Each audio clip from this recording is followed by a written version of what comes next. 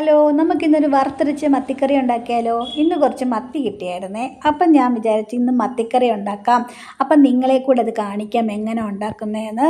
ഞാൻ മത്തിയെല്ലാം വെട്ടി കഴുകി വൃത്തിയാക്കി ഇവിടെ വെച്ചിട്ടുണ്ട്. ഇനി നമുക്ക് ഒരു ചീനച്ചട്ടി അടുപ്പത്ത് വെക്കാമേ. അതിനകത്തോട്ട് കുറച്ച് വെളിച്ചെണ്ണ ഒഴിച്ചു കൊടുക്കണേ.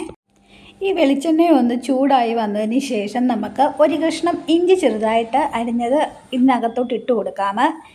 ഈ ഇഞ്ചിയുടെ ഒരു മണം മാറി വന്നതിന് ശേഷം നമുക്ക് ഒരു 5-6 അല്ലി വെളുത്തുള്ളിയും കൂടെ ഇതിനകത്തോട്ട് ഒന്ന് ഇട്ട് കൊടുക്കണം. ഇത് രണ്ടും കൂടെ ഇതിനകത്ത് കിടന്ന് ഇതിൻ്റെ രണ്ടിൻ്റെ മണം മാറി വന്നതിന് ശേഷം നമുക്ക് ഒരു 2 കറിവേപ്പിലയും കൂടെ ഇട്ട് കൊടുത്ത് ഇതെല്ലാം കൂടെ ഒന്നുകൂടെ ഒന്ന് മൂപ്പിച്ചെടുക്കണേ.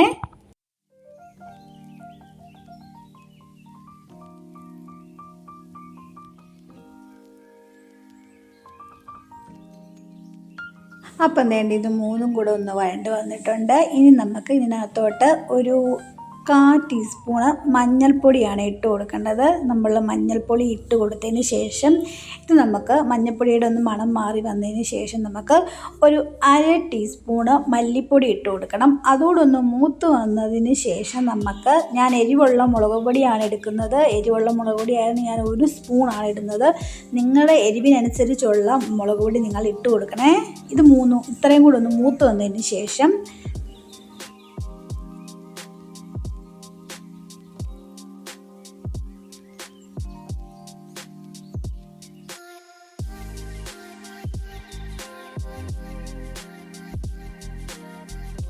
ഇതൊന്ന് മൂത്ത് വന്നതിന് ശേഷം തണുത്തതിന് ശേഷം നമുക്ക് മിക്സിയുടെ ജാറിലിട്ട് അല്പം വെള്ളം കൂടെ ഒന്ന് ഒഴിച്ചിട്ട് നമുക്ക് ഇതൊന്ന് അരച്ചെടുക്കാമേ.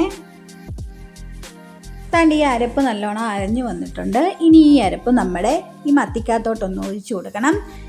മത്തിക്കകത്തോട്ട് ഒഴിച്ചു കൊടുത്തിട്ട് അതിനകത്തോട്ട് നമുക്ക് അല്പം വെള്ളം കൂടെ ചേർത്ത് ഒഴിച്ചിട്ട് നല്ലോണം ഇളക്കിയിട്ട് നമ്മുടെ തോരൻ പുളി ഇതിനകത്തോട്ട് ഇട്ട് കൊടുത്ത് ആവശ്യത്തിനുള്ള ഉപ്പും കൂടെ ഇട്ടിട്ട് നമുക്ക് അടുപ്പത്ത് വെച്ച് അടച്ചു വെച്ച് വേവിക്കാമേ.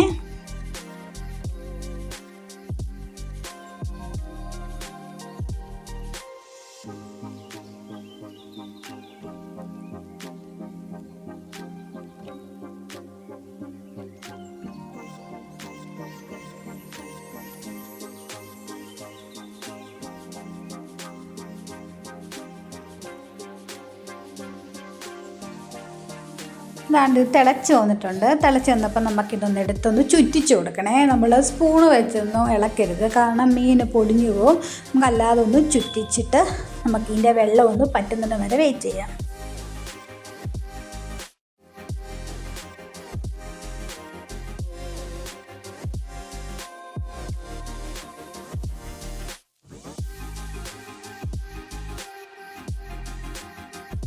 അപ്പം നേരം നമ്മുടെ മീൻ കറിക്കകത്തെ വെള്ളമെല്ലാം പറ്റി നല്ല അടിപൊളിയായിട്ട് വന്നിട്ടുണ്ട്. ഇനി ഇതിനകത്തോട്ട് ശകലം കറിവേപ്പിലയും ഇച്ചിരി പച്ച വെളിച്ചെണ്ണയും കൂടെ ഒന്ന് ഒഴിച്ച് കൊടുത്തിട്ട് ഒന്ന് ചുറ്റിച്ചെടുക്കണം. ഇത്രയേ ഉള്ളൂ. നമ്മുടെ മീൻകറി ഇവിടെ റെഡി ആയിട്ടുണ്ട്. നല്ല അടിപൊളി മീൻകറിയാണ്. അപ്പം നിങ്ങളെല്ലാവരും ഈ മീൻകറി വീട്ടിൽ ട്രൈ ചെയ്ത് നോക്കാൻ മറക്കല്ലേ.